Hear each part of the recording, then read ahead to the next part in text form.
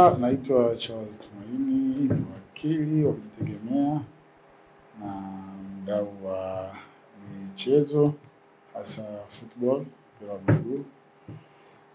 Umeniuliza swali zuri. Mara nyingi kumekuwa na matukio kama ya kuahirishwa kwa mechi na hakujawahi kuwa na kashikashi ya wale walioathirika kujua hatima yao. Lakini ni obvious kwamba kwanza lazima uestablish nani aliyeweza kusababisha hiyo kuahirishwa, na kama ni uzembe au ni jambo ambalo kwa kweli kwa namna yoyote lisingewezekana kuwa handled. Kwa mfano wanasema matukio ambayo ni yanatokana na nguvu ambazo hazizuiliki. Kwa mfano kuna mafuriko, kuna vita, kuna uvunjifu wa amani, ama vitu ambavyo kwa kweli kwa namna yoyote mamlaka zisingeweza kuruhusu mechi kuendelea na kusababisha vurugu na hasara ambazo zingeweza kujitokeza au madhara kwa binadamu. Lakini kama ni jambo la kizembe, hapo lazima uweze kujua nani sasa mbaya wako. Kujua mbaya wako sasa, hapo inabidi ujue nani alisababisha huo uzembe kutokea. Kama ni klabu moja wapo kati ya zilizokuwa zinachuana, ama ni mamlaka ambayo inasimamia hizo klabu.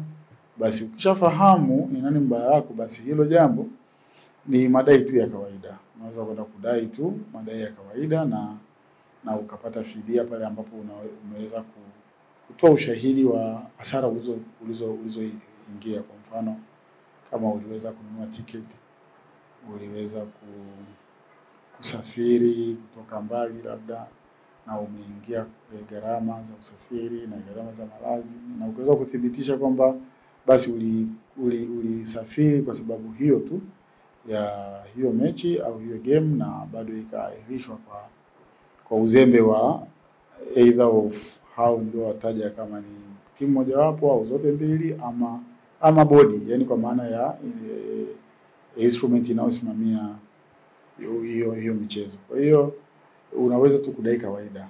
Kuna dhana kwamba mambo ya michezo hayapelekwi mahakamani, lakini haiko hiyo boundary inavunjika pale ambapo jambo lenyewe sasa sio la kimichezo. Kwa mfano unapokuwa umesema umepata hasara kutokana na wewe kutaka kuona mechi na mwisho wa siku ukuweza kuiona kwa sababu ya uzembe wa mtu fulani, hilo jambo haliingii tena kwenye michezo. Ni sana utoe mfano, kwa mfano supplier amefanya kazi na klabu au amefanya kazi na shirika linalohusiana na michezo, kwa mfano TFF, amesupply labda vifaa vya michezo, alafu hakulipwa pesa zake, alafu useme hilo jambo la michezo aliendi mahakamani. Haipo hivyo. Hapo kuna demarcation lazima iwepo kati ya jambo lenyewe la michezo haswa na jambo linalohusiana na hasara inayotokana na mtu kutokana na ile impact iliyotokana na hiyo swala la michezo. Sasa kuna hasara inayopatikana pale, basi hilo unaweza kupeleka mahakamani tu na ukadai haki yako kwa madai tu ya kawaida, na ukaweza kuthibitisha ukadai haki yako. Hiyo ndio position. Na ili uweze kufahamu ni nani sasa amesababisha hiyo, ni lazima sasa uwe na ushahidi wa kutosha kwamba mechi hii ilikuwa ichezwe, lakini sasa haikuchezwa kwa sababu hii. Na hiyo sababu sasa ugundue kwamba au uweze kuichakatua uone kwamba sasa hii ni sababu ya kizembe, na kwa maana hiyo sasa unaweza ukadai fidia yako kutokana na jinsi ambavyo umeingia sasa, na fidia kwa maana ya ulichoinkaa pamoja labda na usumbufu na vitu kama hivyo. Sasa hayo ni mambo ambayo